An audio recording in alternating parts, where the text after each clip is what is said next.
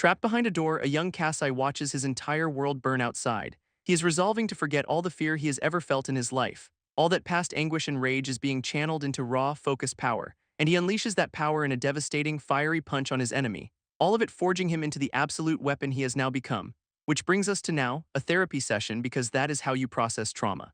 Our boy Kasai Miura sits there trying his absolute best to look totally fine. His doctor is all smiles, praising his impressive progress after all the chaos. Kasai just thanks her, clenching his hands like he is about to crush diamonds. Then he suddenly stands, announcing the session is over, much to her surprise. He promises to see her next week, but his eyes tell a different story. With a fake smile, he says university is starting up as an excuse to leave.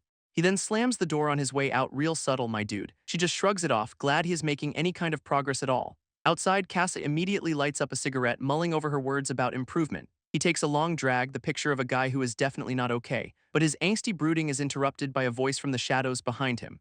A rival and his goons corner him, sarcastically offering a different kind of therapy. This leader mocks him for being a baby, clearly trying to get a rise. Angsty, completely unfazed, just asks what the hell Seung Min wants from him. Seung Min explains the old man wants to know why he left, adding he is lucky to still be breathing. He then tries the guilt trip, saying the boss treated Kasai like his own son. Even when our boy was a glowing kid babbling about souls, which is one hell of a backstory drop. Seung Min just writes it all off, calling him a nutcase who belongs with shrinks. Through all this, Kasai just stares back with the most unimpressed look I have ever seen. So the rival amps up the menace, warning him there are consequences for walking away. Kasai casually flicks his cigarette butt, basically asking if that is supposed to be a threat. He then turns his back and dares them to stop him, the absolute nerve on this kid. And Seung Min gets this psycho grin, clearly thrilled he gets to start a fight. As the goons get ready, a new guy with two-toned hair watches the whole scene from afar. Kasai just keeps walking, leaving the whole mess behind him for the moment.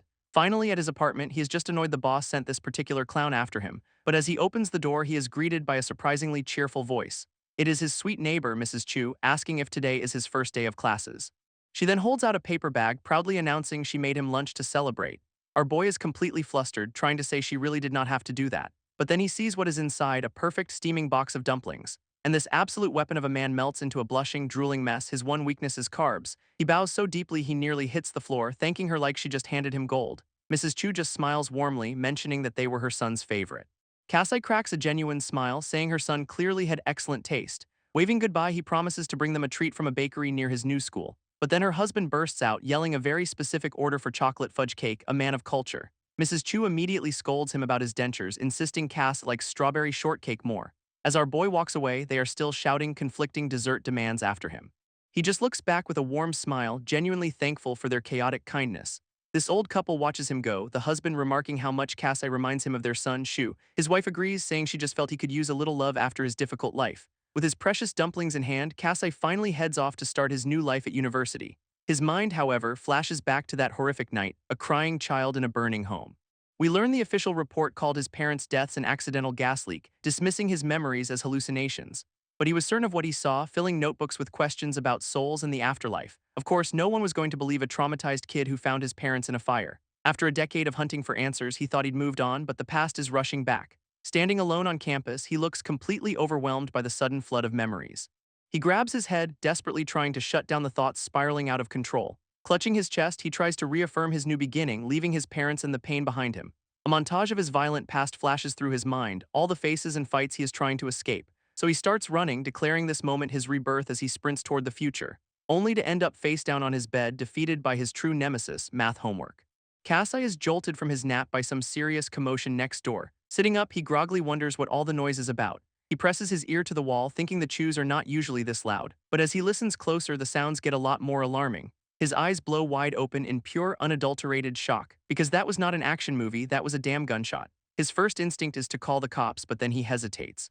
Remembering how everyone dismissed his childhood trauma as just his imagination running wild. This fear of being wrong again is paralyzing, but the thought of Mrs. Chu in danger changes his mind. So he cooks up a perfect excuse to check on them. He is just there for more strawberry shortcake. Kasai carefully cracks his door open to peek into the hallway, only to see some guy in a tracksuit trying to bust down a neighbor's door.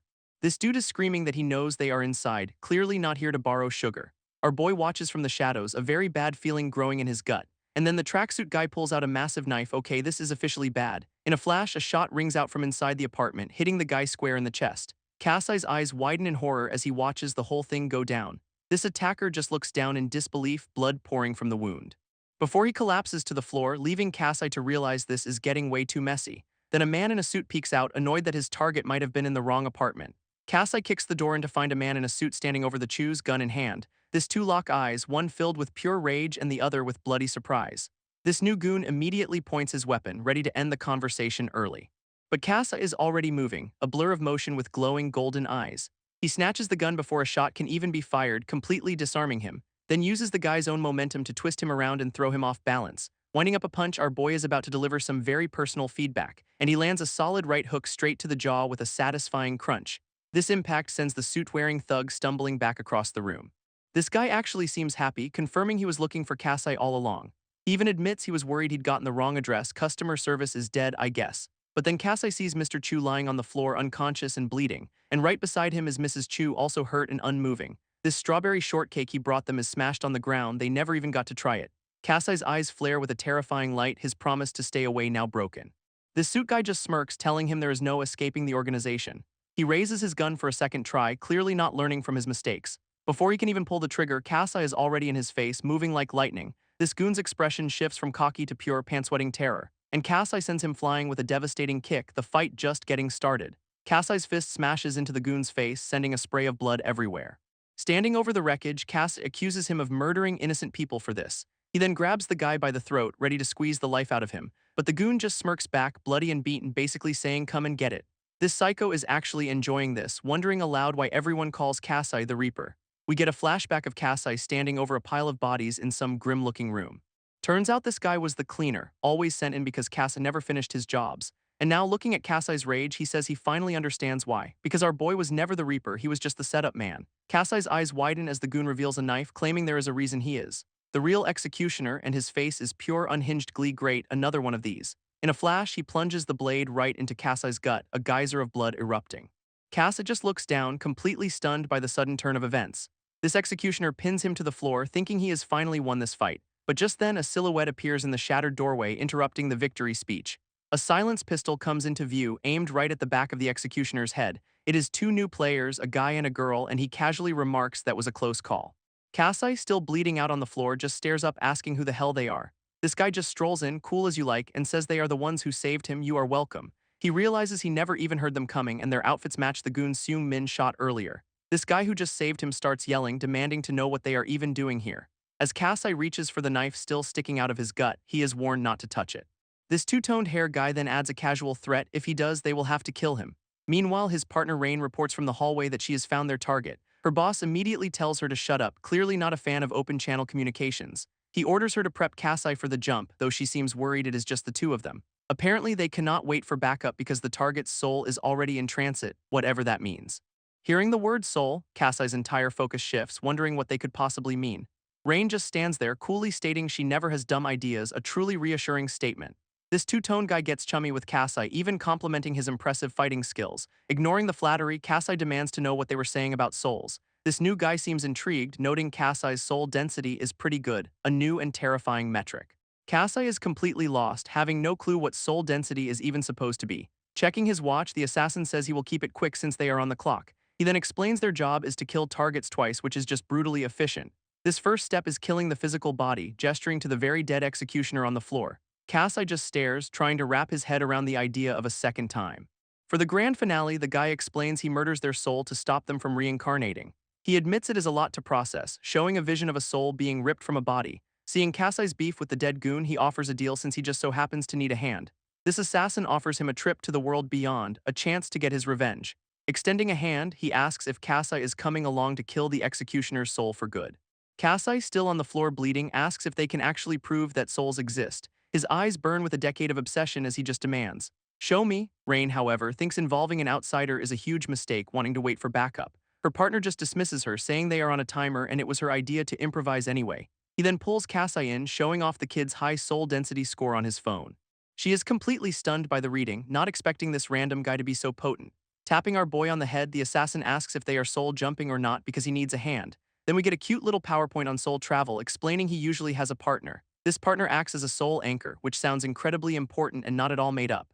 But since his usual anchor is unavailable, he risks accidental reincarnation, a real workplace hazard. So he cheerfully asks Cass to be his new, completely unqualified soul tether. What could go wrong? Cass understandably freaks out, yelling that this entire conversation is completely insane. He rants about soul realms and anchors, saying it sounds like a bad web novel, and he is not wrong. This two-toned hair guy just looks down at him, clearly done with the debate portion of the evening.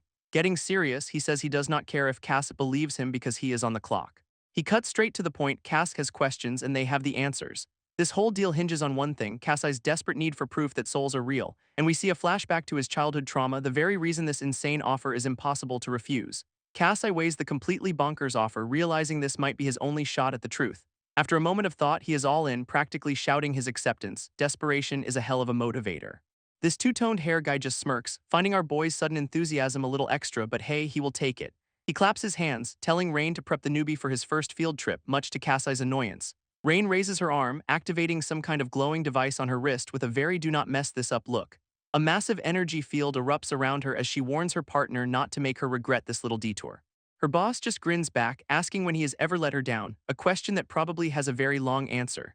Suddenly, a massive glowing magic circle materializes on the floor, trapping all three of them inside. Cass looks down to see a bright golden light bursting from his own chest, which is a new and alarming development. This energy coalesces into a literal ball of soul power in his hands, and he looks utterly baffled. His eyes go wide with shock as the assassin smugly declares today is his lucky day. With a blinding flash, the apartment vanishes, replaced by a sleek, futuristic room overlooking a massive city.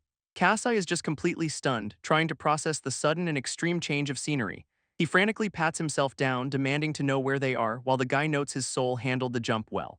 This assassin gets way too close, calling him a natural, while Cass accuses him of drugging him, which is honestly more believable.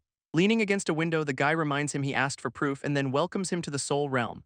In that moment, Cass sees his past and realizes he was not crazy all this time. The validation hits hard. His new tour guide gets right in his face, asking if he is already getting cold feet. But Cassai's resolve is absolute, saying after everything he has endured, chickening out is not even an option.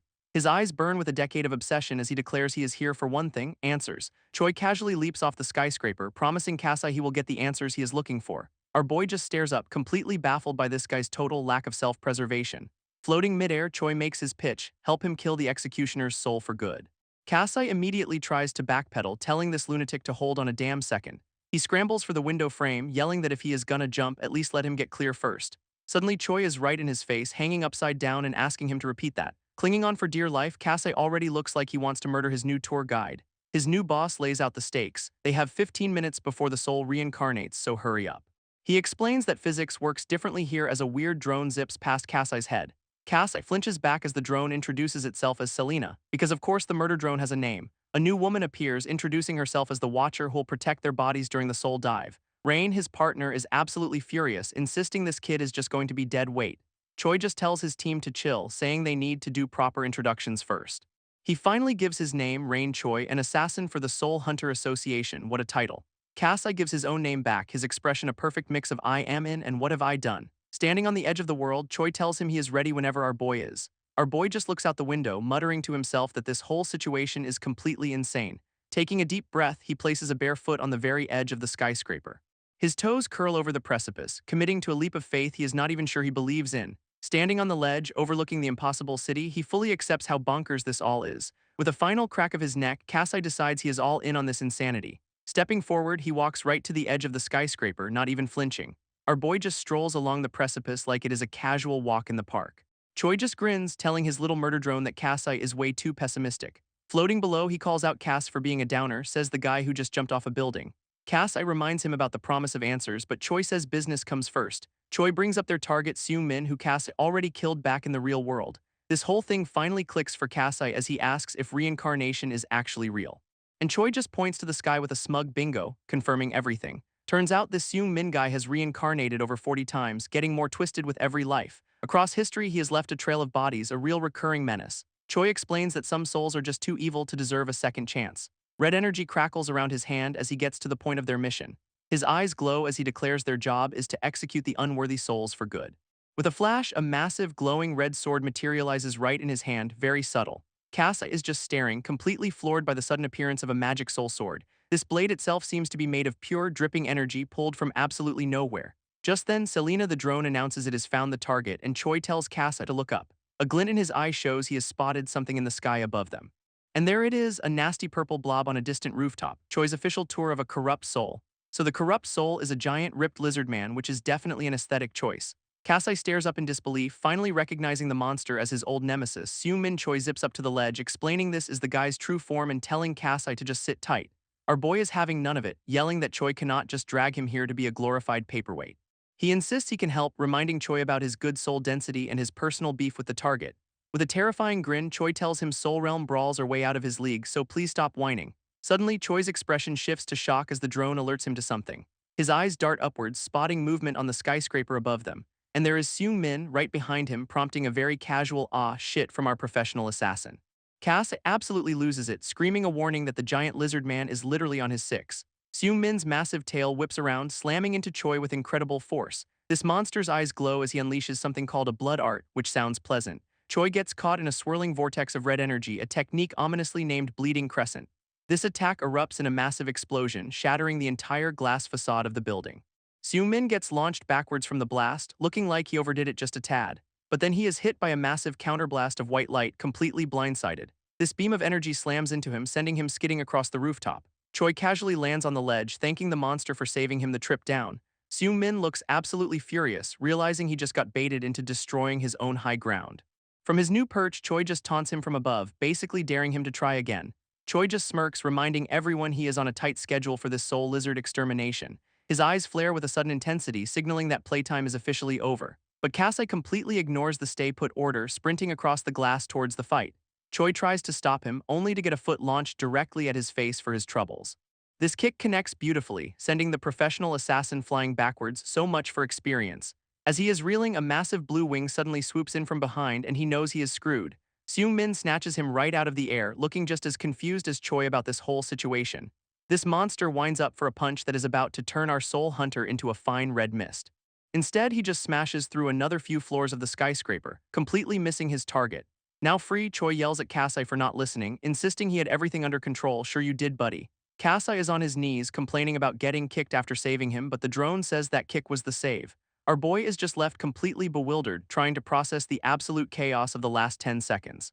Meanwhile, Seung-min is trashing the building with energy spikes, forcing Choi to realize defense is pointless. Deciding to switch tactics, he prepares to unleash his own blood art, which sounds super friendly. He summons a massive, swirling tower of red energy called Crimson Rise Roman 3. Subtlety is not his strong suit.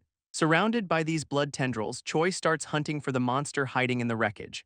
He notes Seung-min is attacking from multiple floors to hide, which is clever but also super annoying. Suddenly, a massive beam of blue energy erupts from below, aimed right at him. Choi realizes the monster only used one tendril, giving away its exact location, a rookie mistake. Using the energy wave like a surfboard, he dives straight down, riding the attack back to its source. Choi unleashes his own blood art, his eyes glowing with red energy. He is done with this game of hide-and-seek, launching a piercing fang attack straight down. Smashing through the glass, he plummets towards the floors below. But he lands perfectly on an interior surface, using the weird gravity to his advantage. Inside, he can move normally, ready to hunt his target on even ground. His energy blade whips around as he prepares for the real fight to start. Standing in the wreckage, he finally spots his prey, casually saying, "There you are."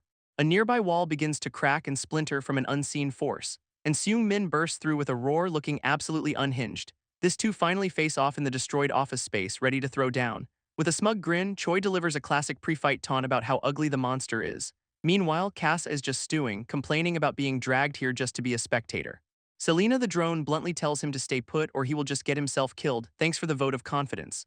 This battle rages on, a chaotic clash of red and blue as Choi realizes death here is permanent, and the drone just confirms it for Cass with a very casual "yep, you die." Back in the real world, Rain watches over their bodies, promising to protect them. Choi calls out her name mid-fight, putting his full trust in his partner. He then unleashes a massive attack, boasting that she is one of the strongest hunters. This attack connects with a massive explosion, shattering what is left of the building's facade. It is a direct hit, piercing straight through Seung-min's chest and leaving him reeling. A timer suddenly appears, giving them just over 7 minutes for a double kill, no pressure at all. Kasai's attack connects, blasting Seung-min as Choi zips in from above to follow up.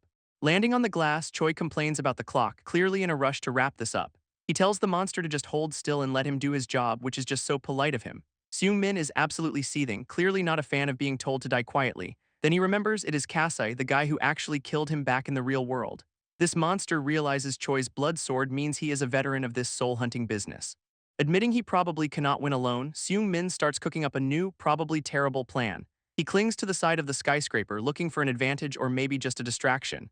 Inside the building, he thinks he spots someone else, a much more tempting target, and there is Kasai looking up like he's been waiting for this exact moment. Seung-min's eyes flare with pure rage, finally locking onto his true nemesis. His massive tail smashes through the glass floor, aiming to crush Kasai in one shot. Choi just looks annoyed, realizing the monster has completely changed its focus to the kid. Using his blood rings, he dives headfirst through the shattered window after them. This assassin plummets down through the building, trying to catch up to the chaos. He continues his descent, a red blur against the wreckage of the skyscraper. From below, the sky is just a fractured mess of broken glass and blinding light. Choi finally lands inside, ready to get back into the fight and save his new intern. Cass stands ready on a lower floor, now holding a weapon and watching the pro make his entrance. Kasai looks up through the shattered glass, calling out Rain's name in a daze. He's not just a spectator anymore, our boy has manifested his own slick blue energy blade. And his first brilliant idea is to swing that new toy right at Choi's head. Seung-min is absolutely loving the drama, thinking this is his lucky day to get a 2-for-1 deal. Ignoring Choi's frantic screaming, Cass is completely locked in on his attack. Choi dodges with a smirk, sarcastically asking if Kasai is trying to cut him out of the fun. This monster just scoffs from the sidelines, clearly annoyed by how persistent these two are. He then asks the million-dollar question, why is Choi so obsessed with killing him when they have never even met? With a smug grin, Choi explains it is nothing personal, just routine justice for a multi-lifetime crime spree. Seung-min scoffs at the word justice, especially since Kasai is part of this righteous little crusade. This whole situation is so absurd to him that he just throws his head back and laughs. He mocks the very idea that these two could ever be his judge and jury. Then he tells Choi that if he is really looking for a sinner, he should probably turn around and take a good long look at the so-called hero standing right behind him. Seung-min starts spilling all the tea, revealing he knows about Kasai's bloody past as a reaper. This monster roars that if his hands are dirty, Kasai's are drowning in blood, calling out the hypocrisy. But Choi just cuts him off, revealing Seung-min is not the mission Cass is. This absolutely insane twist completely blindsides Seung-min, who just stares in disbelief. Screaming about being played, he unleashes his power, totally done with this bait-and-switch. He absolutely loses it, vowing that if he is going down, he is dragging them both to hell with him. Seung-min roars that if he is going to hell, Kasai is getting a VIP seat right next to him. With a wild grin, Choi asks the kid if he is finally ready to join the main event. This monster invites them to one last dance, trapping them in a cage of massive blue energy spikes. But Choi realizes the laser sight is not even on him. The monster is ignoring him completely. Seung-min screams Kasai's name, locking onto his true target and telling him to get ready. Our boy does not even flinch, his eyes blazing with a sudden, cold resolve. A flash of his bloody past hits him, a grim reminder of the punishment he thinks he has earned. He just stares up, almost accepting his fate and wondering if this is what he truly deserves. But at the last second, Choi zips right in front of him, taking the full force of the attack. Coughing up blood, the assassin calls out to Rain as the energy spikes tear right through him. Kasai is just stunned, demanding to know why the hell Choi just threw himself in the way. With a bloody smirk, Choi says he is just taking responsibility for dragging the kid into this mess. He adds that it would be pretty lame to let Kasai die here, the most backhanded compliment ever. As the tendrils pierce his body, Kasai calls him an idiot, knowing Choi could have won this alone. Now he is the one holding the wounded assassin, shielding him from any more attacks. Seung-min just gloats from afar, absolutely convinced that he has finally finished them both off. Kasai just holds him, wondering why he is always stuck in these impossible, tragic situations. His mind flashes back to a lifetime of death, always forced to watch as others fall around him. He remembers being forced to kill, feeling like his life has never truly been his own. And it all traces back to one man in a red coat, the architect of his suffering after his parents died. He remembers his old desperation, believing that more power was the only way to change his fate. This led him down a dark path, becoming a cold-blooded enforcer just to survive. Yet despite all that violence and supposed strength, he feels like nothing ever really changed. Underneath it all, he is still just that same terrified kid he was at the start. Then a strange, otherworldly power reaches out, asking him what he truly desires. Kneeling in a dark void, our boy finally has an answer for this mysterious entity. His eyes blaze with newfound purpose as he declares his one true goal, destroying Seung-min. This desire stems from another monster from his past, a psycho with a bloody bat. He remembers being just a kid, beaten to a pulp by a sadist who loved watching others suffer. And Kasai believes a monster like that, who lives for cruelty, does not deserve a second chance. This mysterious entity seems intrigued by his request, repeating the word power back to him. To get what he wants, he is told to reach into the abyss and claim his prize. It offers him a deal, use its power to finally get his revenge on Seung-min. A glowing golden sigil burns itself onto his palm, sealing the deal with this unknown force. With this new power, he manifests two ornate gunblades, officially becoming the Reaper. Snapping back to the present, Kasai is completely stunned by the weapons in his hands. He realizes these guns just materialized out of thin air, exactly like Rain's katana did before. Even Seung-min is impressed, realizing Kasai is finally starting to adapt to this soul dimension. This monster declares this is the end for him, but Kasai looks more than ready for a fight. But Choi is not down for the count, unleashing a massive blood art rupture from off-screen. Seung-min reels back in shock as Choi's blood art literally explodes out of him. Kneeling in the aftermath, Choi asks Kasa if he is still eager to be the one to get the kill. With a twisted grin, he tells the kid to go ahead and take it, a very generous, very bloody offer. Our boy's eyes flash gold, accepting the power as his name echoes in his mind. Now wielding his new gun blades, Kasa is crackling with an insane amount of golden energy. His finger tightens on the trigger, ready to test out his brand new toys. Kasai can barely believe the power he is holding, letting out a stunned holy she. He unleashes a torrent of pure soul energy, firing a massive blast from his weapon.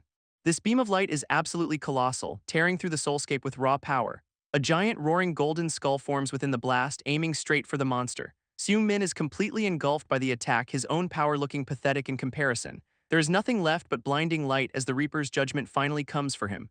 This resulting explosion is just deafening, a massive kaboom that shakes the entire dimension. Back on the sidelines, Selena the drone can only stare, wondering what the hell just happened. She is absolutely floored by the sheer soul density of Kasai's attack. Choi just smirks from his puddle of blood, smugly asking Selena if she sees it now. His voiceover confirms it as Seung-min gets obliterated. The kid has potential. And Kasai just stands there, bathed in a golden aura, looking like a god of destruction. But Seung-min's voice taunts him, saying this power will not change who he is or erase his past. A glimpse of his old life flashes by, a reminder that without them he'd be nothing. Seung-min's final words echo as his soul vanishes, promising a grim reunion someday. Back in the real world, Choi is a bloody mess, telling Selena it is time to bail pronto.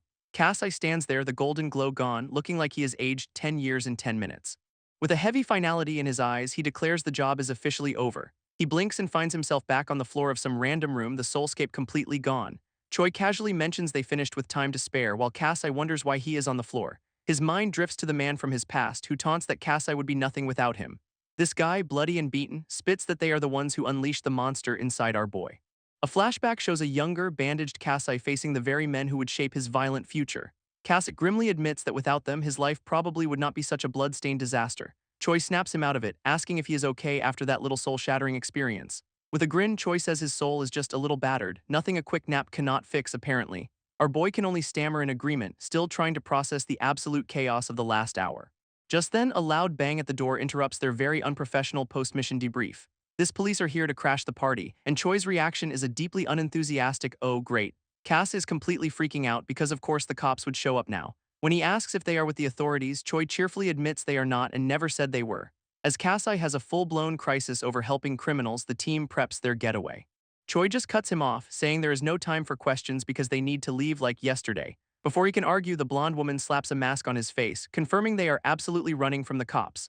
This blonde woman cocks her pistol, coolly reminding Cass they are assassins, not citizens waiting for a citation.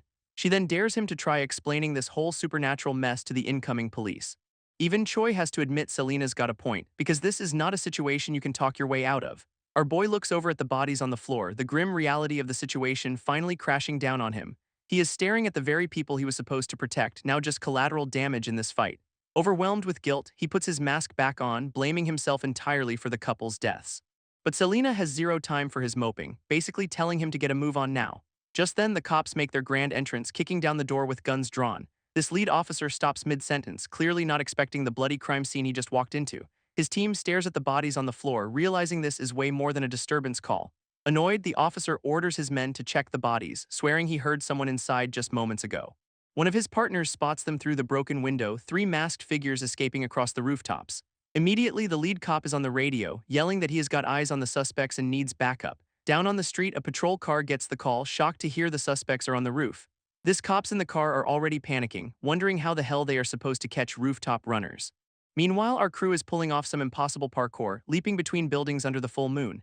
They are moving with so much force that their landings are literally cracking the concrete beneath them. Kasai takes the lead, sprinting across the urban landscape like he was born for this. Suddenly, a yellow energy blast zips right past his head. Looks like the cops have some unexpected backup. His eyes go wide in his mask, realizing this is not just a simple getaway anymore.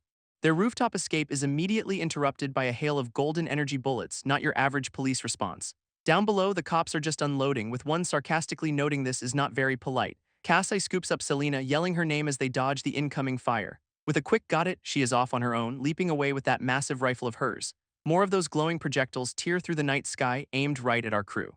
A close-up reveals these are not just bullets, they are ornate golden shells with some serious power behind them. But one of them gets intercepted midair by some kind of blade, exploding right in a cop's face. This officer is just stunned by the impossible precision of the counterattack, completely rattled. From the ground, the cops can only watch as these masked freaks leap between buildings, wondering who they are. Choi starts whining about getting shot at, and Selena tells him to shut up before he gives away their position, peak teamwork. He then compliments Cass on his cop-dodging skills, asking if he has a lot of practice. Suddenly, Choi gets dead serious, declaring he has sacrificed everything for them and now he wants some damn answers. Cass just brushes him off, pointing out their target is a safe house right below them. Without another word, our boy just yeets himself off the roof with a gleeful yahoo! He lands with a ground-shattering impact, ready to keep the momentum going, and his grand entrance ends with him poofing into a dumpster, scaring a rat very graceful. Up above, Choi and Selena just stare down, completely silent and probably judging him so hard right now. Choi decides he will take the fire escape, and Selena basically tells him to go first, a true lady. His bare foot slams down onto a manhole cover, a much less dramatic arrival than Kassai's dumpster dive. Now regrouped in an alley, Cass asks about the escape plan, questioning their professional assassin status. Choi hits a hidden switch on the manhole cover, activating their very professional escape plan. With a puff of smoke, a secret entrance opens up, and he proudly announces this is it. He then offers a very chivalrous ladies first into the dark, grimy hole. What a gentleman. They have entered a Soul Hunter Association safe house, one of many hidden across the city. But Cass immediately points out that this safe house feels more like a creepy storage cellar. Selena just smirks, holding a glowing green device and explaining there is a good reason for that. Turns out this is not the actual safe house, it is just the lobby, I guess. Suddenly, the whole room starts to shake violently, making Choi wonder what is happening. Cass just warns him to hope he has a strong stomach for what is coming next. Our boy's eyes go wide as the floor beneath them starts to give way, because this entire room is actually a high-speed elevator plummeting deep underground. It finally comes to a stop in front of some seriously imposing stone doors. As the doors open, Choi is carrying two very unhappy passengers, one of whom is threatening murder. Kassai just takes in the new surroundings, probably rethinking all his life choices. A heavy doom echoes as someone makes a much more dramatic entrance from above. A red-coated man with a cigarette casually asks what he told them about bringing strays home. Choi explains their injured comrade Haru is alive thanks to Selena, but he is on a 10-minute timer. This boss, now named Leo, does not miss a beat, ordering Haru straight to an operating room. His attention then snaps to Kassai, his glowing eyes asking who the hell their new guest is. Selena gives the rundown. Kassai was a bystander who helped, has skills, and a crazy high soul density. Leo smirks, casually grilling them for taking a random kid on a high-stakes soul mission. Kassai just grins back, pointing out that even the perpetually unimpressed Selena vouched for him. With a grin that is a little too wide, Leo decides our boy must be something special after all. So naturally, his immediate next move is to put a gun right between Kassai's eyes, a warm welcome. Our boy is, to put it mildly, a little surprised by this particular HR policy. Choi immediately steps in, demanding to know what the hell Leo thinks he is doing. Selena looks on, absolutely furious, realizing this was some kind of twisted setup, but Leo just tells the kid not to take it personally, which is super reassuring. He then declares Kassai's soul is filthy, and that is apparently a fireable offense. A massive bang echoes through the room as he pulls the trigger point blank. Selena can only stare in absolute horror, completely frozen by the sudden violence. Choi is equally stunned, his eyes flaring red with disbelief and rage, and Leo just stands there, cool as a cucumber with a cigarette in his mouth. But wait, the gun is smoking in Kassai's hand, not Leo's, as he holds the barrel up. Our boy's eyes are glowing gold again, and he looks royally pissed off. He literally grabbed the gun mid-shot, stopping the bullet with his bare hands. Before Leo can even blink, Kassai is already twisting into a counterattack. He follows up by planting a massive kick right in the boss's chest, sending him flying. Yet somehow Leo is smiling through it, admitting the kid's got potential. Turns out this whole attempted murder was just a very, very aggressive job interview. Leo just stands there, completely unfazed by the kick, as a cigarette butt hits the floor. But Kassai is already spinning back into action, gun in hand and eyes blazing gold. He immediately aims the pistol right back at Leo. Turnabout is fair play, I guess. With a cocky grin, our boy admits the boss's moves are not bad at all. That golden soul energy is still burning bright in his eyes, fueling the whole counterattack. In a flash, Leo's gloved hand smacks the gun aside with a sharp crack. This boss taunts that after a disarm that fast, Kassai's bound to have slippery fingers. And just like that, the gun goes flying out of Kassai's grip and into the air. Leo's grin is pure psycho as he challenges the kid to show him what he has really got. So Cass unleashes a furious barrage of punches, landing hit after hit on the boss. Leo just takes the blows, calmly analyzing that his hand-to-hand combat is decent. He even smirks through the beating, recognizing the signs of military training in the kid's style. Mid-combo, Kassai pulls off an impossible move, catching the falling gun out of the air. He cocks it immediately, telling the old man that he has had enough of these games. But Leo is already in motion, flipping clean over his head like it is nothing. Their eyes lock in a moment of pure intensity. This is way more than a simple test now. Before Cass can pull the trigger, Leo's hand clamps down on his, stopping the shot. Our boy can only watch, stunned, as Leo racks the slide and ejects the bullet. This boss casually mentions he did it before Kassai could even react, mid-kick no less. And that kick connects hard, sending Kassai flying and proving who is really in charge here. Even while getting launched, Kassai screams that he is absolutely not going down that easy. In a crazy display of acrobatics, he flips around to deliver a brutal axe kick right at Leo. Leo just watches the foot descend, looking more annoyed than scared, really. His kick shatters the floor with a massive bam, but it looks like the boss dodged it completely. That soul energy is still burning in his eyes as he immediately scans for his target. This boss just casually dusts himself off, sarcastically calling this whole thing a good workout. He even compliments the kid, saying he finally understands why Selena saw something in him. Cass is breathing hard, but the boss's praise immediately turns sour with a sorry kid. Because this after-school club has some pretty strict entry requirements and he is holding the rejection letter. Just then, a new guy with two-toned hair appears, pressing a gun right to Leo's temple. Leo looks completely unimpressed, asking if his subordinate is going through a rebellious phase. But the two-toned hair guy refuses, reminding Leo that they owe each other their lives after tonight. With glowing red eyes, he tells Leo to check Kassai's soul density before spilling any brains. For a moment, Leo just stares him down, actually weighing the argument. Surprisingly, Leo relents, putting his hands up and agreeing to hear the kids out. He then drops a massive bombshell, revealing Kassa is on their hit list as part of Yomuru's inner circle. To everyone's shock, Kassa just confirms it, admitting he used to be in Yomuru's gang. A flashback shows him walking away in the rain as he insists he left that life behind a year ago. His new defender is not convinced, arguing Kassa cannot be trusted since their target was already dealt with. Ignoring his subordinate completely, Leo turns to Selena for her take and the new guy absolutely loses it. Selena explains that Cass has a hand in both life and death and she is certain they were enemies. Still, she does not trust him, demanding to know why he was fighting one of Yomuru's men. Kassai's answer is chilling because no one ever gets to just leave Yomuru's crew alive. A flashback shows the brutal reality of that life, with Yomura looming over a fallen subordinate. Before defecting, he explains he gave out fake addresses so Yomuru's gang could not find him. But that sloppy hunter Seung Min was still a damn good tracker and a total psycho. And sure enough, it did not take long for the guy to track him down for a little reunion. That whole grim story ends with a look of pure, hardened resolve on our boy's face. His defender, Rain, steps in, arguing they brought Kassai along for his raw talent in the soul realm. He believes the kid has a real shot at redemption if they just give him a chance. Leo just smirks, finding it hilarious that the ever-stoic Rain is actually vouching for someone. This whole concept of redemption seems to strike him as a pretty big joke, though. Turning to Kassai, he asks about his training, and our boy admits Yomura himself trained him as a kid. Leo's interest is definitely piqued, musing that the two of them must have been pretty close.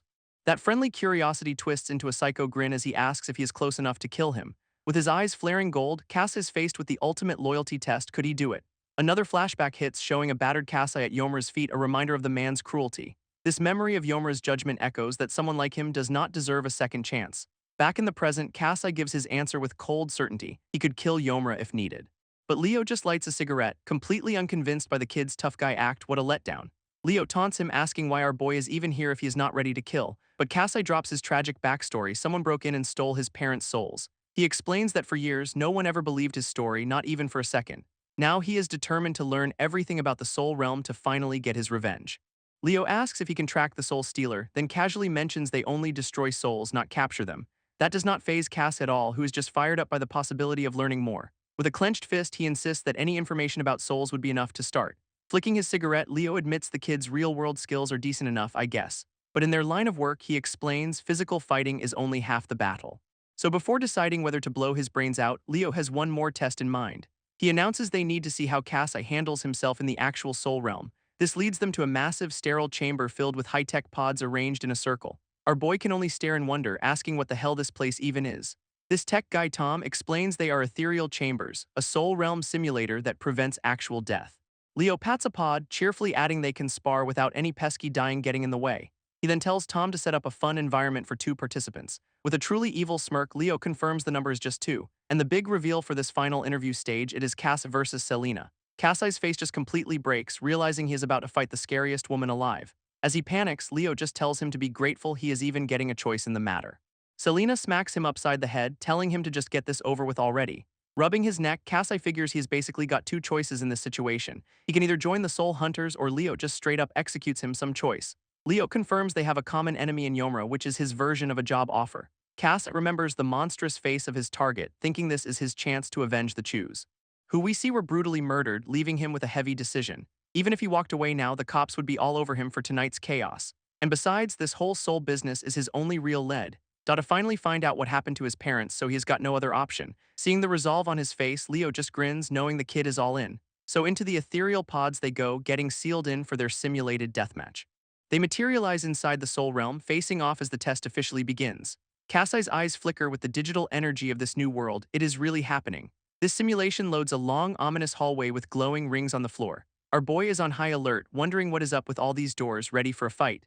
Meanwhile, Selena is already summoning a massive energy rifle, sarcastically thanking Tom for the fun setting. She tells him to summon his own weapon, but Cass admits he kinda skipped the orientation for this. With zero patience left, Selena tells him to quit wasting her time. She takes aim with her giant gun, promising this test will be over in a flash, and Cassie can only laugh nervously, realizing he is about to get absolutely wrecked. Selena immediately opens fire, sending Cassie scrambling for cover while begging for a breather. Her lecture is simple: his real enemies will not give him a second to think, let alone breathe. A sudden shift in his movement makes her pause, her glowing eyes narrowing in surprise. They are now facing off in a huge misty chamber, and the whole vibe just changed completely. Meanwhile, Rain watches on a monitor, smirking that Leo's idea of fun was just throwing Cassie to the wolves. Tom explains this maze of random doors is a sniper's worst nightmare as Selena unleashes another blast. Amused, she considers that she might be giving the newbie a handicap after all. Cassie barely dodges the shots, and she muses he might just survive long enough to summon his own weapon. Peeking through a fresh blast hole, he analyzes her gun, realizing it shoots pure energy. He focuses, remembering the pistols he used before, and tries to tap into that same power. And just like that, he summons his dual pistols, immediately wondering how he gets them back later. This celebration is short-lived as Selena unloads another volley, forcing him back on the defensive. Realizing he is outgunned, our boy decides to switch tactics, time to fight with his brain instead of brawn. So he starts a conversation from behind cover, asking how long she and Leo have known each other. This kid even cheekily asks if the boss is her dad or something just to get a reaction. Selena shuts that down fast, stating that Leo is simply her mentor. Cassie keeps pushing though, doubting that simple loyalty exists in their world, clearly looking for a weakness. Her answer is a cold confirmation, but her expression gives absolutely nothing away. A quick flashback reveals Leo saved her as a child from a fire, explaining she owes him everything. Back in the present, she aims her rifle, vowing she dedicated her life to becoming the best marksman for him. With that, Selena fires a massive energy beam, clearly done with the small talk. As the shot barrels down, Cassie realizes this is his only path to becoming a soul hunter. A huge explosion rocks the chamber where he was standing, but our boy is nowhere in sight. Suddenly behind her, Cassie cheekily asks if she is really the best shooter in the country. This kid just stands there, calling her supposed title pretty funny after that miss. He flashes a super smug grin, taunting that she cannot even hit him, bold words, kid.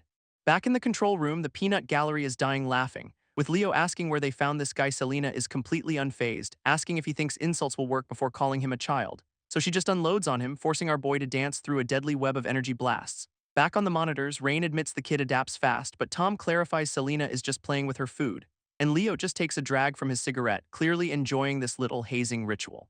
In a wild move, Cassie starts swatting her energy blasts away with his bare hands. Leaping through the chaos, he asks if she really trained her whole life just for some old guy's approval. He dives through another volley, yelling that nothing pisses him off more than people living for someone else.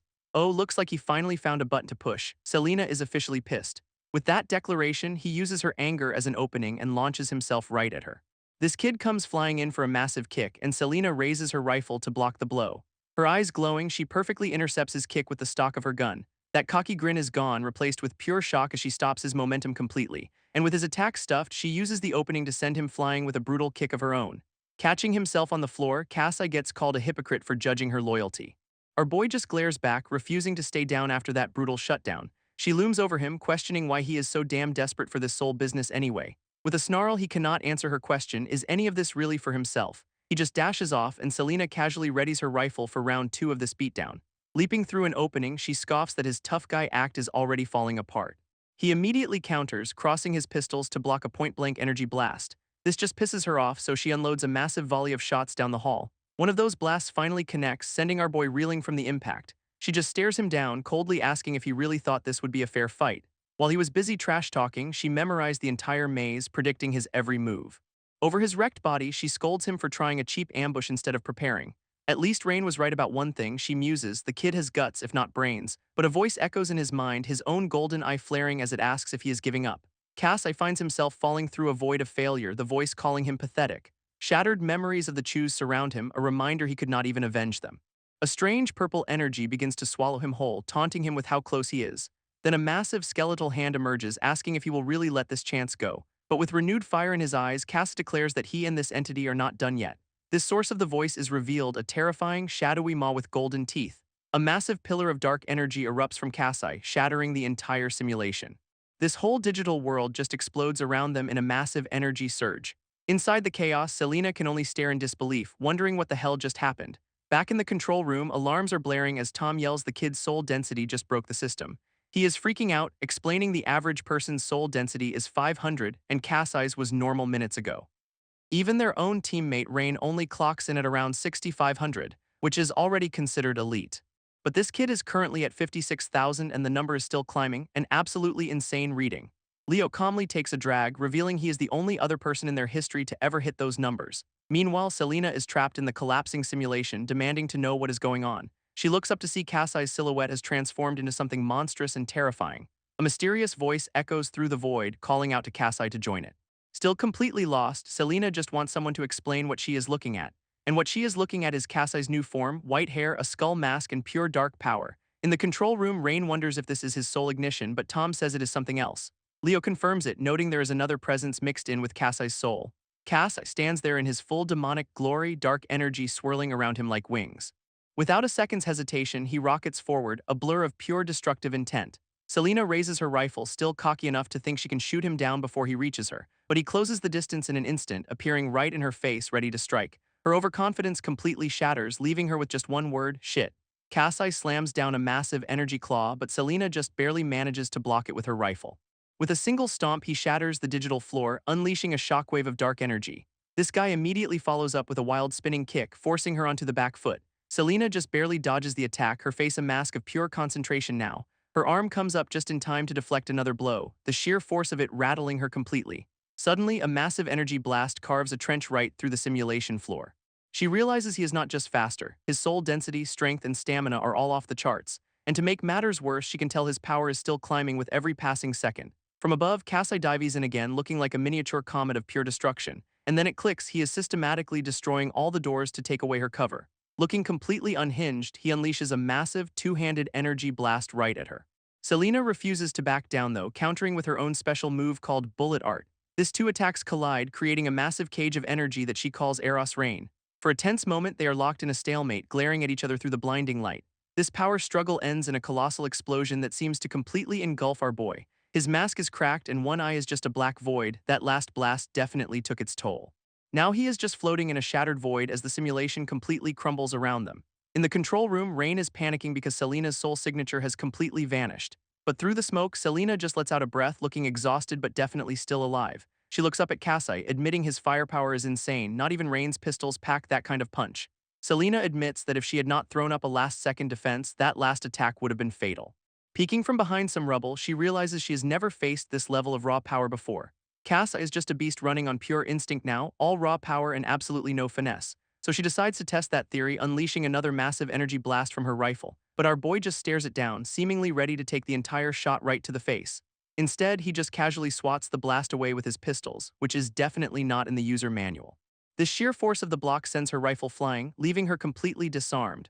Unfortunately, his new beast brain is easily distracted by shiny things like her glowing gun on the ground, and that is all the opening Selena needs, revealing her own monstrous form while apologizing in advance. She yanks his arm, deciding to figure out the how of this transformation later. It is go time. With a brutal kick, she shatters his mask, declaring her only goal is to crush him right now. This resulting impact creates another massive explosion, tearing up what is left of the simulation. Back in the control room, Rain is freaking out, realizing Selena used her rifle as bait for a trap. Leo explains she condensed her soul density to hide her presence and boost her physical stats. He calmly notes that while Kasai has the raw power, Selena is the one with actual technique. So now it is a classic showdown, pure unadulterated power versus years of refined combat skill. Selena dives back into the fray, surrounded by a golden aura of her own, ready to end this. Her attack rips right through him and our boy is just screaming as he gets torn to shreds. A massive pillar of golden energy erupts, seemingly vaporizing Kasai in a final, devastating blow. This thing is just a colossal pillar of destruction, leaving nothing but scorched earth in its wake. After taking that absolute monster of a hit, Kasai is somehow still on his feet barely. Selena swoops in from above, confidently declaring her technique will always beat raw power. She tells him he looks spent and to be a good boy and stay down. The condescension is just unreal. With that, she fires another special move. Eros Wrath, which is basically a giant energy javelin. Back in the control room, Tom points out the obvious. Kasai is literally just free-falling through a void. A weird little spirit begs her not to kill him, but Selena just tells it to shut up while lining up her shot. She follows up with Cupid Catch, a whole web of ricocheting shots to make sure he cannot escape. As Kasai gets pummeled, she decides that is enough and tells Tom to end the simulation. But a sudden look of shock crosses her face as she sees something she definitely did not expect. A massive, golden skeletal maw of pure energy is erupting straight from Kasai's body. From the control room, Rain realizes his spiritual energy is somehow even stronger than before. He absolutely loses it, screaming for Selena to get the hell out of there immediately. She is completely caught off guard as this new wave of overwhelming power washes over her. This golden energy maw collides with her position in a massive, blinding explosion. Casa is just screaming, seemingly being consumed by this new power rather than controlling it. But Selena is not one to be outdone, firing a whole volley of energy blasts right back at him. Her shots land dead on, impaling our boy with a dozen green energy spikes that looks painful. Even turned into a human pincushion, his golden eye is still burning with pure, unadulterated rage. Suddenly, a massive fist comes flying right at his face from out of nowhere, and Selena lands a brutal punch, smashing him into the ground and shattering what is left of the arena. Selena stands over Kasai, agreeing with Leo that he is too dangerous and has to be destroyed. Her eyes glow a menacing green as she activates her own soul ignition to finish the job. With her hand tightening on her rifle, she is about to pull the trigger and end him for good. But the rest of the team suddenly appears, with Leo's foot now on Kasai's head, stopping her. Rocking a smug grin, Leo tells her there is gonna be no killing today, thank you very much. He compliments her on finding a stray with so much potential, which is a weird way to recruit. Looking down at Kasai, Leo admits the kid needs fine-tuning to take on their real target, Yomra. A quick flash shows this target, a bloodied man who Leo calls a monster they need to hunt. And apparently a berserker like Kasai is exactly the kind of hunter they need for the mission. This scene then flashes back to a younger Rain bleeding out on an operating table. He is narrating from a grimy hospital hallway, remembering how much he has always hated these places. People always tell you to have hope, but his cynical gaze says absolutely everything. He is at a loved one's bedside, praying, knowing the outcome is completely out of his hands. Selena interrupts his brooding, asking for an update on the patient's condition. Her expression is grim as she apologizes, and you just know the news is absolutely terrible. Rain's face just crumples in shock and disbelief as he processes what she is implying. She confirms his worst fears. The person he was waiting for did not make it. As the body is covered by a sheet, all Rain can do is quietly accept the devastating loss. Back in the present, the team is in a briefing room for something called Operation Naraka. A new guy, Carrie Wolf, yawns through the intro, already bored and asking about the mission. A new teammate, Ashley Johnson, tells the loudmouth Carrie to be nice, good luck with that. Rain chimes in, telling him not to make a bad impression, but Carrie could not care less. From the back, the impeccably dressed Vikram Khan tells him to quiet down, and Carrie immediately shuts up. This chief of the NYPD, Jason White, then asks to meet the new recruit everyone's talking about. And there is our boy Kasai on the phone in a hoodie and slides, looking like he just rolled out of bed. At the podium, Leo kicks things off, explaining Kasai's recruitment is the whole reason for this meeting. He then drops a bombshell. Kasai was apparently part of their target Yomra's inner circle. Suddenly, all eyes are on our boy, who looks like he'd rather be literally anywhere else right now. Rain elaborates that Kasai was key in an assassination and is now their ticket to taking down the big boss. Carrie Wolf immediately calls bull, refusing to believe this wimp could pull off something that big. Interrupting the entire briefing, Kasai just casually raises his hand like he is in class. He'd just like to know why the chief of the NYPD is here, considering they were fugitives like yesterday. This chief does not miss a beat, reminding him 4 people were just killed in connection to his little gang war. He lays into Kasai, an ex-mafia member, asking how many more bodies he is going to drop in his city. Looking genuinely tired of this whole situation, Kasai just asks if he is about to be arrested. This chief admits that if he had his way, jail would be the absolute least of Kasai's problems. But luckily for our boy, the NYPD has a special arrangement with the Soul Hunters for a safer city. So no, he is not getting arrested, at least not yet, which is not reassuring at all. Vikram chimes in, guessing they must have made progress if they managed to recruit Yomra's dog. Leo then pulls up a list of targets, revealing Yomra's top executioners are officially on their hit list. Leo lays out the hit list, with Yomra at the top followed by his supposed top 3 lieutenants. But Kasai immediately calls a timeout, saying their intel is completely wrong, always a great start. He explains that Ray the Devil has been dead for years and was never even the second in command. In fact, the real number 2 was always Yomra's biological son, a guy named Njin. Leo strokes his chin, the name Njin clearly ringing a bell for him. Our boy adds that this son vanished over a decade ago and has not been seen since. Carrie Wolf immediately throws a fit, asking why they are trusting a word from a known criminal. Rain just smirks, arguing that if Kasai can get them a clean shot at Yomra, he is worth the risk. Ashley Johnson is not convinced though, pointing out he could still be a double agent for Yomra. But Selena jumps in to defend him, saying going undercover is one thing but destroying a soul is another. She argues that Kasai would not have obliterated his friend unless they were truly enemies. Vikram, ever the skeptic, chimes in, agreeing with Carrie's caution about Kasai's power. He brings up the footage of Kasai's berserker form, suggesting he is new to this whole soul realm thing. Vikram then questions Kasai's convenient amnesia, wondering if that rampage was his true self. Finally fed up, Kasai tells them he is getting tired of the cold shoulder and deserves some gratitude. Vikram's response is a cold stare, telling him to be worthy of it first. Ouch. Kasai just claps back with a deadpan. You sound fun at parties, which is just perfect. This sets Carrie off completely, who pulls a gun and starts screaming at our boy. He even uses some kind of energy ribbon to stop Rain from getting involved. This guy has no chill. Kasai, looking completely unbothered, just suggests they take it outside for a little demonstration. Rain steps in, sighing about how he always has to defend this idiot, classic big brother energy. From the podium, Leo calmly tells everyone to chill out and not spill blood in his briefing room. He then announces he is putting his faith in Kasai, since our boy has agreed to help them hunt Naraka. Vikram asks if anyone objects, and Carrie immediately pipes down, "Guess we know who is really in charge." Kasai has one condition though, asking to grab some things from his apartment now that he is not a fugitive. He explains there is a memento from his parents he needs to get, which is surprisingly sentimental. Leo just grins, calling him soft for caring about family stuff. This guy's heart is 2 sizes too small. But Cass just smiles back, admitting he cannot say no when it comes to his parents. So Leo orders Selena, Ashley, and Carrie to go with him, basically assigning a heavily armed escort. Outside, Selena leads the way, saying they will start the hunt right after this little field trip. We then flash back to a younger Cass being watched by 2 masked gunmen in his room. This memory reveals that even with a gun to his head, the kid did not even flinch. This is all a memory from Rain, who thinks this new kid is crazy but has a good heart. He is telling all this to his mother, who is unconscious in a hospital bed, saying she'd like him. Rain admits that a lot of his colleagues have been dying lately and the stress is clearly getting to him. He is just so tired of watching everyone around him die, a heavy burden for the guy. Back in the present, Selena tells Kasai she will not let what happened to her friend happen to him. He asks where Carrie and Ashley are, and Selena just says they are not coming with them. That is because they are waiting by the car with orders to kill him if he tries anything funny. Kasai asks if she trusts him, and Selena's response is a blunt "we do not." Yeah, no kidding. Kasai finally heads home, still rocking the fugitive chic hoodie and slides combo. He arrives at his apartment, which is now a crime scene, but at least they let him go home right. Our boy is just completely exhausted and hoping for a nap after all this nonsense.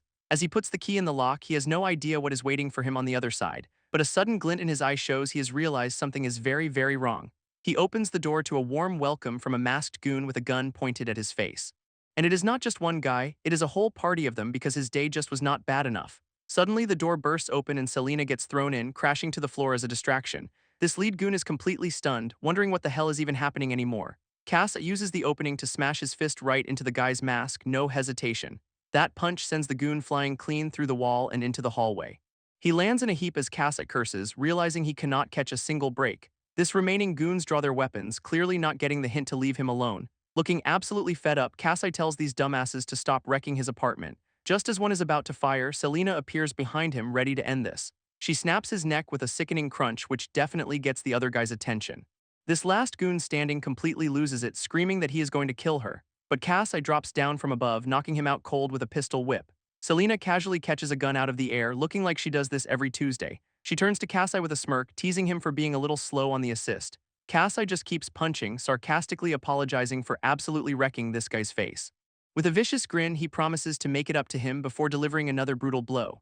He follows up with a floor-shattering stomp, his eyes glowing with power. Overkill is an art form. After the dust settles, he checks if the party's over, and Ashley Johnson confirms from the doorway. She gives him a look, cheekily asking if those were some of his old buddies dropping by.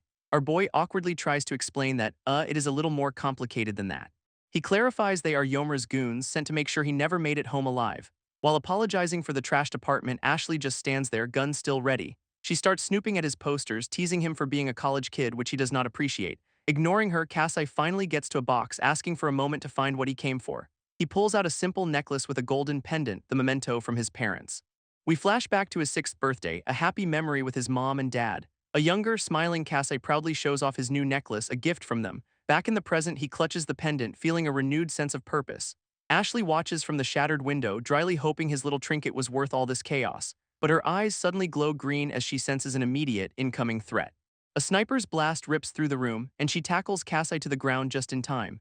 Landing on top of him, she immediately declares his memento was absolutely not worth getting shot at. She orders him to stay down, explaining they are safe as long as they are out of the sniper's line of sight. Outside, the sniper takes another shot, proving this little field trip is far from over. This sniper's shot rips through the apartment floor, missing them by a hair. Ashley's hand glows, somehow deflecting the raw energy beam just inches from Kasai's face.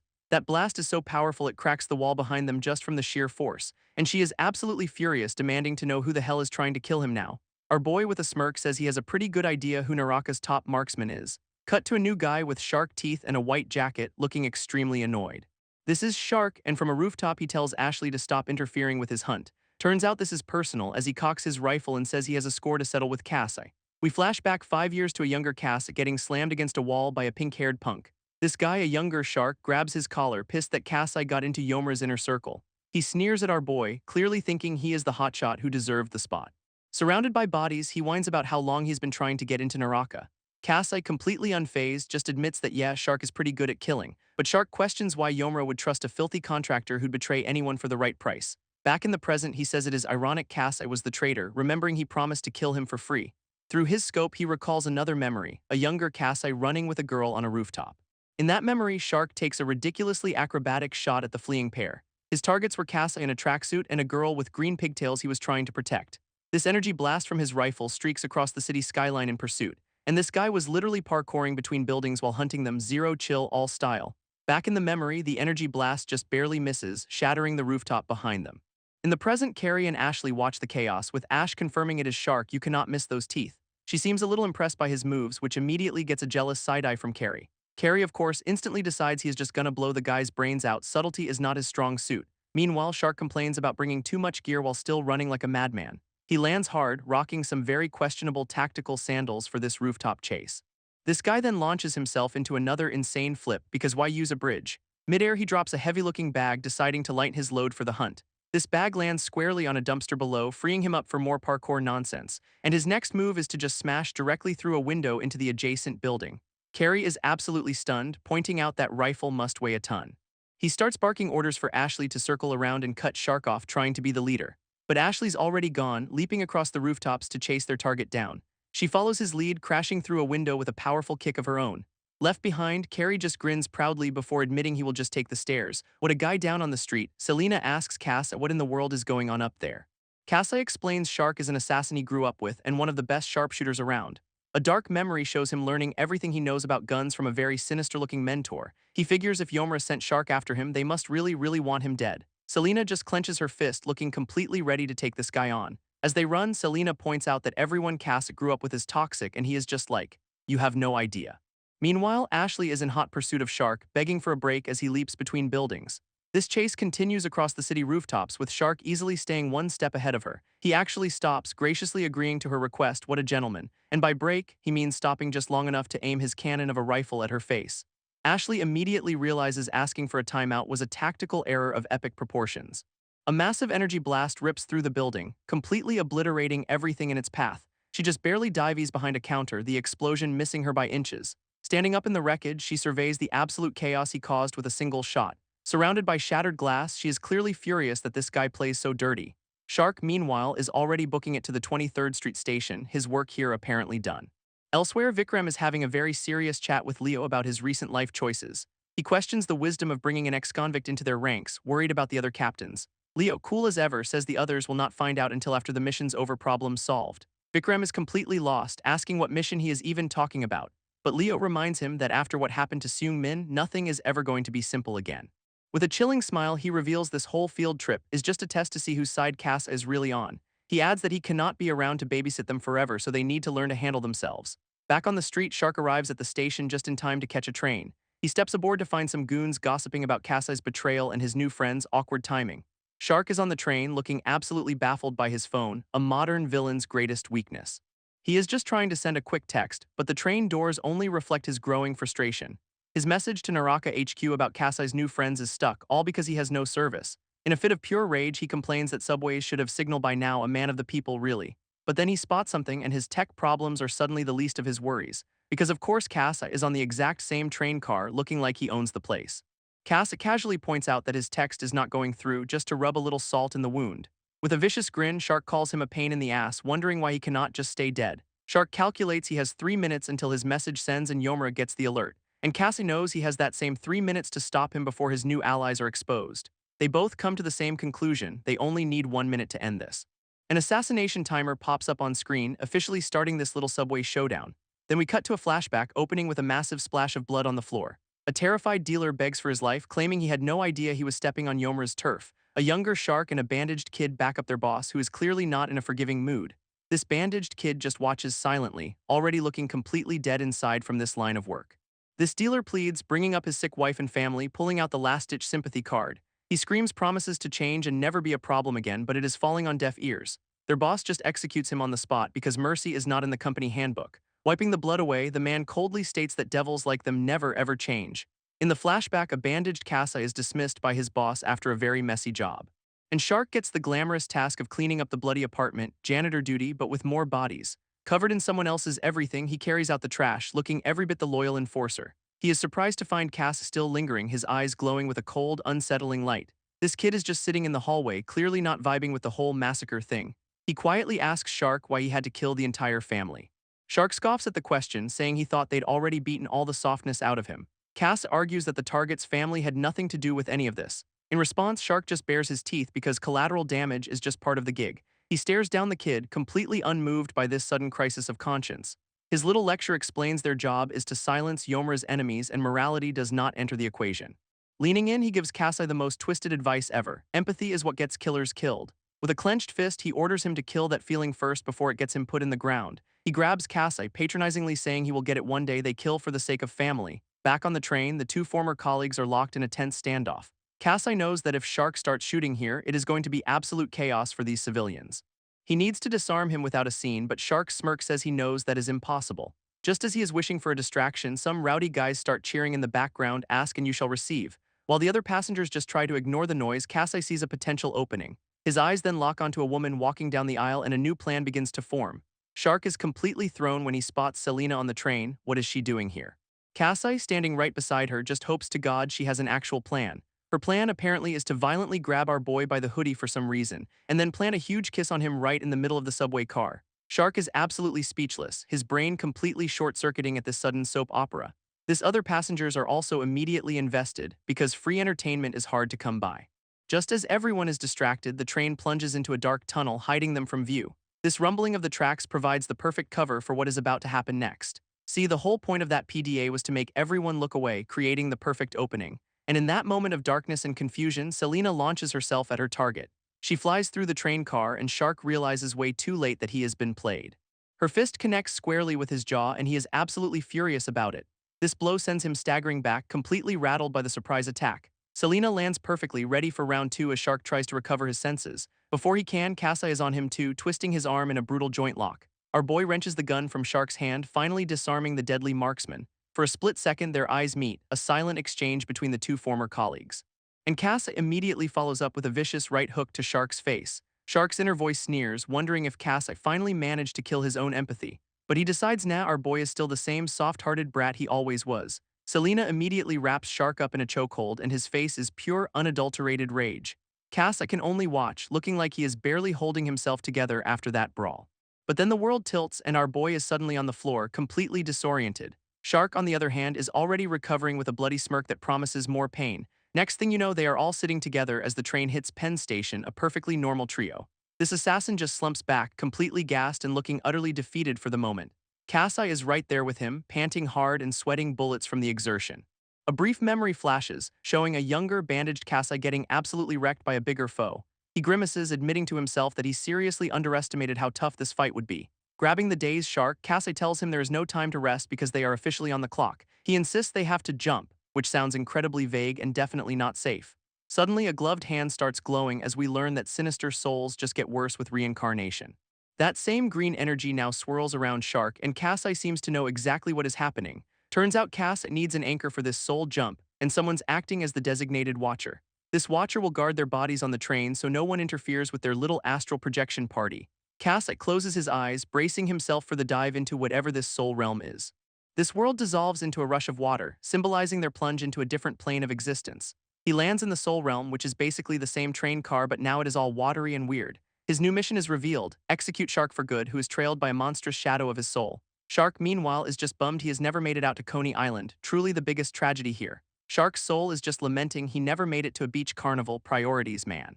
A memory shows him and his old crew on a boardwalk. They're one paradise away from hell. Back in the soul realm, his monstrous form cracks as he accepts he is never going back. But Cass is standing right there, looking completely unimpressed with this pity party, because his mission is to execute the sinister soul of Jun the Shark, who is now a literal monster.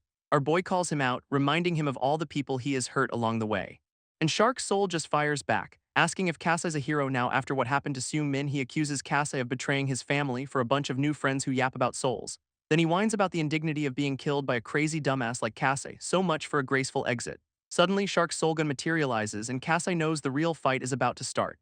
This whole situation is clearly pissing them both off, a mutual hatred society right here. This monster shark lunges forward in a blur of motion, forcing Kasai to react instantly.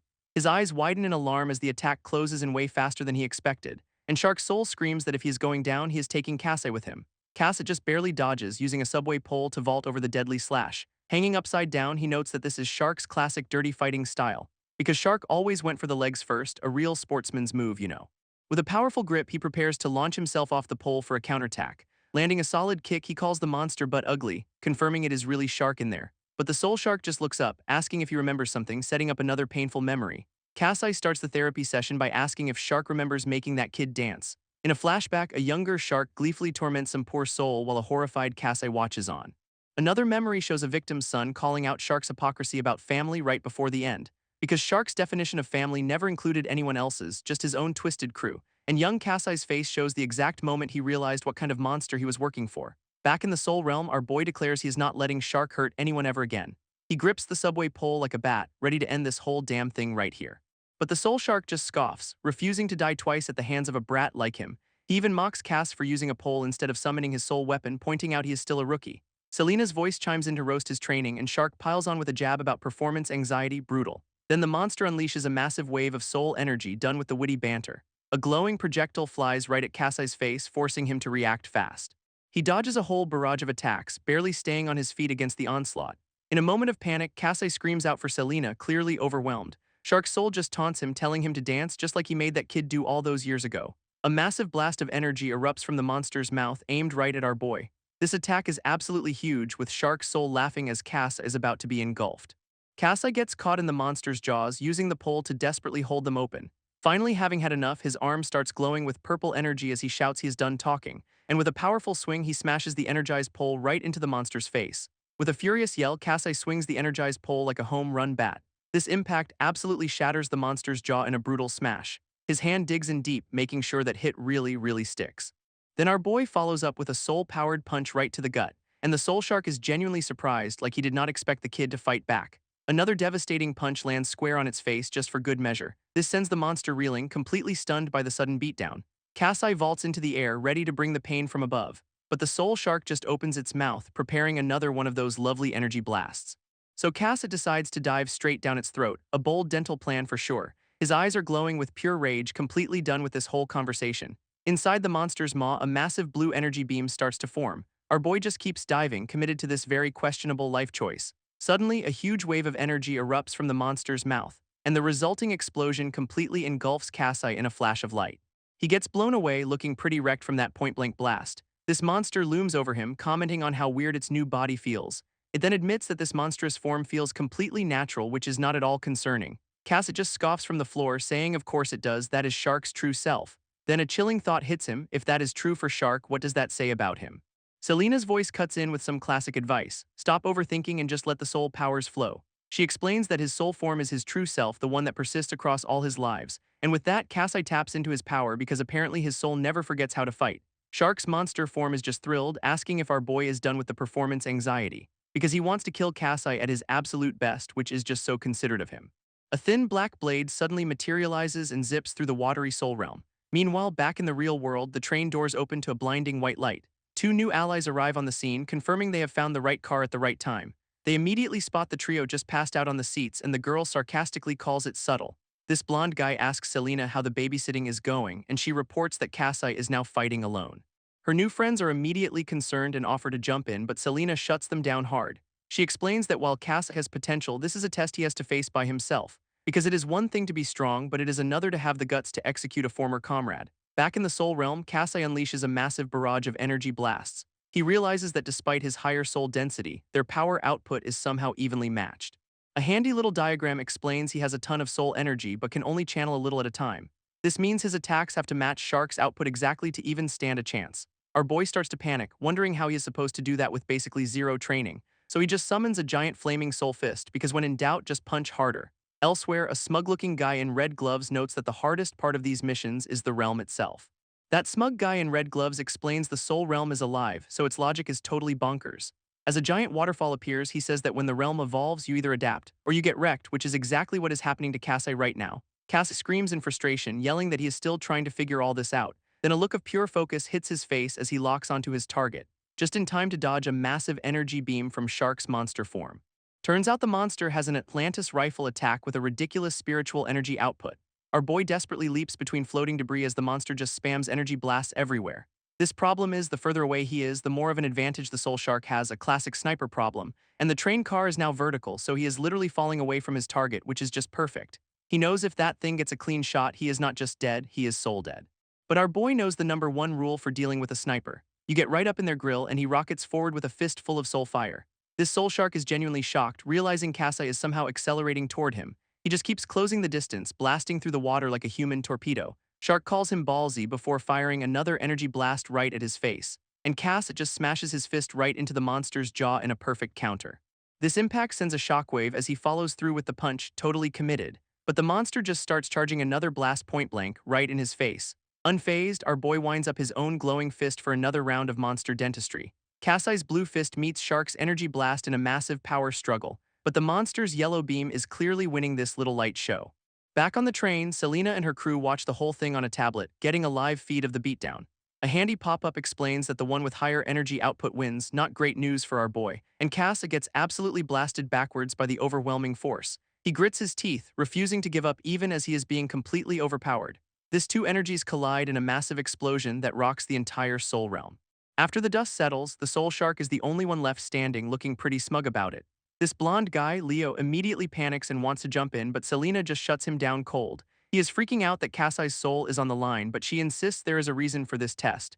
His green-haired partner suddenly understands why Leo is so obsessed with Kasai's potential. She remembers seeing this happen once before during sparring, a terrifying, skull-like power emerging from him. Selena looks on grimly, confirming this is exactly what she was expecting to happen, because when Kasai's soul is pushed to the absolute brink of destruction, his soul density and energy output spike to levels she has never seen before. With his eye glowing gold, she reveals their real job is to figure out what this power actually is. A shadowy skeletal hand emerges from Kasai's unconscious form, reaching for something. Then a massive golden skeletal being with a terrifying grin finally manifests, ready for its debut. Suddenly a timer appears, less than 2 minutes until the reincarnation cycle kicks in just to add a little pressure, and a disembodied voice welcomes Kasai back like it has been waiting for this moment. Kasai's eye snaps open, glowing a brilliant gold as he finds himself in a brand new soul space. He is immediately greeted by a giant, floating golden skull calling him my doll, which is not at all creepy. Our boy, completely bewildered, just asks who the hell this new ominous voice belongs to. This skeletal entity just looms over him, radiating some serious "I am your new manager" energy. Its shadowy form explains that while Kasai's body and mind change, it is the one constant in his existence. Then it drops the bombshell. Kasai is just the latest reincarnation of this skeletal being. Talk about an identity crisis. Kasai starts connecting the dots, asking if this thing is his actual soul, and he realizes this is the same terrifying power that possessed him during his sparring match with Selena. This soul skeleton confirms it, so Kasai tries to lay down some ground rules about personal space. But his soul just laughs, correcting him that it is their body and he should probably be more grateful. It even claims that without its power, he would have been soul hunted into oblivion ages ago. So now it is giving him a lecture on needing to learn to use their power before they both get wiped out. Apparently, the soul guns he has been using are confusing his soul's natural energy flow. His soul explains that unlike normal people, their soul density is not fixed, they are just built different. A helpful diagram shows his guns are basically a symptom of him rejecting his own soul's true power. This finally explains why Rain noted his soul density was skyrocketing back then. It was this thing waking up. He asks about that sparring incident, and his soul admits it only had about 1% control at the time. Kasai looks at the terrifying form, wondering what it would be like at full power. And his soul casually mentions that at 100%, Selena would have been vaporized in under a second. It then reveals it is still super weak and poses a chilling question about why it has not just taken over completely. This soul admits it is still wounded from a battle in a past life, needing Kasai to keep them safe while it recovers. So Kasai asks a pretty solid question: why would the soul hunters be after them in the first place? His soul just calls him a fool, saying it is because they are fundamentally different from everyone else. Then it grabs his face with a shadowy hand, announcing a crash course on how to use their power correctly. Kasai is immediately yanked back into the soul realm, plummeting back toward the fight. He lands with a massive splash, making a grand re-entrance into the watery battlefield, and the Soul Shark's massive energy cannon is still there, looming over the arena. This monster looks down, genuinely surprised that our boy is even conscious, let alone back for more. A massive energy blast immediately crashes down with devastating force, but this time a dark, cloaked form rises from the water to meet the attack head-on. Kasai, now looking incredibly smug under a new hood, just complains about his really shitty day. This soul shark screams about his persistence as a huge explosion rocks the point of impact. This new power sends the monster flying, slamming it hard against the wall, so much for an easy win. Now Cass stands there in a slick new outfit, wielding two jagged soul blades and crackling with energy. This soul shark recovers in the churning water, looking absolutely furious about this sudden power-up. But our boy just notes that the entire soul realm is starting to shift around them again. Suddenly, a massive beam of golden light erupts from below, signaling a huge change. Back on the train, the crew shields their eyes from the tablet's blinding feed, realizing this is very, very bad. Selena grits her teeth, warning that time is up. The reincarnation cycle is starting to kick in. A vortex opens in the soul realm, threatening to suck everything into the cycle in under a minute. Leo desperately pleads with Selena to pull Cassie out, saying they can just hunt Shark later. But a flashback shows Cass telling her to stop, determined to handle this himself. He admits his soul is far from pure, weighed down by a past he is not proud of. Our boy even understands their distrust, who knows what kind of monster he was in previous lives. As a skeletal power forms behind him, he sees this as his one chance to do something right. With total resolve, he decides to fully embrace this power and see the fight through. This soul shark just scoffs, declaring there is absolutely no redemption for a guy like him. Cassie's foot slams down, kicking off a high-speed charge across the watery battlefield. And the monster meets his advance, its own massive foot crashing into the ground. Both fighters rocket toward each other, fully committed to ending this right here and now. This reincarnation timer reappears, now ticking down from 50 seconds just to add to the fun. Suddenly, we flash back to a white-haired Cass running down a sterile, greenlit hallway. At the other end, a former comrade with an axe screams at him for being an ungrateful brat. This guy, who must be Shark, lectures him that it is way too late to try and come clean. Cass tries to reason with him, insisting they do not actually have to do this. But Shark just coldly replies that he is only following the boss's orders, so much for friendship. This two then dash at each other, their past conflict finally coming to a violent head. Back in the present, Cassie mirrors that exact same charge against Shark's monstrous soul. He leaps directly at the massive beast, looking like a gnat trying to fight a freight train. Our boy grabs onto the monster's huge blade, using it to vault right into striking range. He immediately gets dragged underwater as the soul shark sinks its teeth into his shoulder. Then the monster slams its massive claw down, trying to pulverize him on the spot. We flash back again to that green hallway with a younger Cassie desperately reaching forward. His former comrade, Shark, meets his charge with a brutal kick right to the jaw. Their past fight was just an ugly, desperate brawl with no witnesses. And in the present, Cassie's new power collides with the monster in a massive explosion of energy. Back in the past, Shark dodges an attack, looking absolutely furious with his old friend. He then lands a devastating blow, punching a spike of red energy clean through Cassie's chest. Yeah, that is a hole where his vital organs should be, which is generally not a great sign. Shark stands over him, asking if he thinks this is easy, basically telling him to just give up. He even offers to let things go back to normal if Cass just walks away, though his face says otherwise. But our boy, bleeding out on the floor, just grits his teeth and says he cannot do that. So he staggers back to his feet for another round because clearly he enjoys internal bleeding. These two former friends lock eyes, both totally committed to this pointless violence. In the present, Cass unleashes a massive slash with his new soul blade. His hand crackles with dark energy as he focuses all his power into the attack. This new strength absolutely shreds the soul shark, sending blood and energy flying everywhere. A splash of red hits the ground, confirming he is finally drawing blood from the beast. This flashback shows them both on the floor, battered and broken, with Shark holding a knife. But in the now, Cass wins up a final glowing punch, ready to finish this for good. This flashback continues with a younger Cass blocking a punch from his white-haired comrade, but Shark takes a brutal stab right to the gut for his trouble. He just lets out a raw, agonized scream, blood flying from his mouth. Cass clutches his own head, looking like he is losing his mind in the middle of the brawl. Both of them are just falling apart, a bloody mess of mutual destruction. Then Cass gets his nose absolutely busted by a vicious counterattack. Shark grips the knife still stuck in him because why let a little impalement slow you down? He lunges forward, ready to return the favor with a wild, desperate swing. His eyes are glowing with pure, unhinged rage, so much for friendship. Even beaten to a pulp, Cass glares back, refusing to back down an inch. Back in the present, the soul shark is reeling, completely stunned by Cassie's power-up. And Cassie's final punch connects in a massive explosion of golden soul energy. This monster screams about being finished off just like someone named Seung Min. Suddenly, a new guy appears, smugly commenting on how well he was taught to slaughter his own family. This newcomer stands over the now tiny, defeated soul shark, completely dominating the scene. He starts his villain monologue, calling Shark a gullible dog who just follows orders. Then he taunts him about his new friends, asking if they promise to find his parents' killer. This guy keeps twisting the knife, suggesting Cassie's crew just sees him as a weapon. Enraged, the soul shark roars back, furious at being called out for abandoning his family. This new villain's golden eye just gleams, totally calm and enjoying the chaos he is causing. This flashback continues, with Shark on his knees admitting he knows the soul hunters are using him. He glares as Cass walks away, convinced that souls like theirs are beyond redemption. And the new villain's voice cuts in, agreeing that they do not deserve second chances at all. This golden-eyed newcomer looks down, radiating some serious I am the real final boss energy. Back in the present, the soul shark is getting absolutely vaporized by a massive energy attack. With only 3 seconds left on the clock, Kasai unleashes his own devastating golden blast. This timer ticks down to 2 as a strange purple sigil appears in the villain's eye, which is never good. At 1 second, a skeletal jaw forms on his face as he unleashes his own special move. A blinding white vortex called Pale Infinity completely engulfs the soul realm, and the timer hits 0, announcing the window for a double kill has officially closed. Suddenly, Kasai finds himself in a serene, watery space opposite a pink-haired guy named Jun. Our boy apologizes, saying he cannot let Jun go on hurting anyone else. But Jun just scoffs, calling Cass a hypocrite whose hands are just as dirty as his. He then throws the question back at him, why does Cass get a second chance when he does not? A shadowy figure appears, warning Kasai that karma's coming now that he has returned. Jun smugly reveals they are talking about the true heir of someone named Yomra. And surprise, it is the golden-eyed villain from before whose name is apparently Injin. Injin promises he is coming to hunt down Kasai and his band of freaks very soon. He puts a hand on Jun's shoulder, confirming they are a team and they will be waiting for him. Jun's final words are a casual "see you in hell" as they are both pulled away by shadowy monsters. And just like that, Kasai blinks his eyes open, finally back in the land of the living.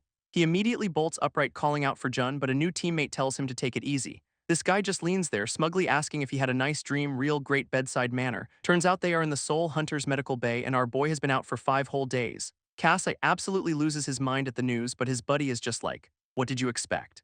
Sinking back into his pillow, he has to ask the most important question, did he actually win?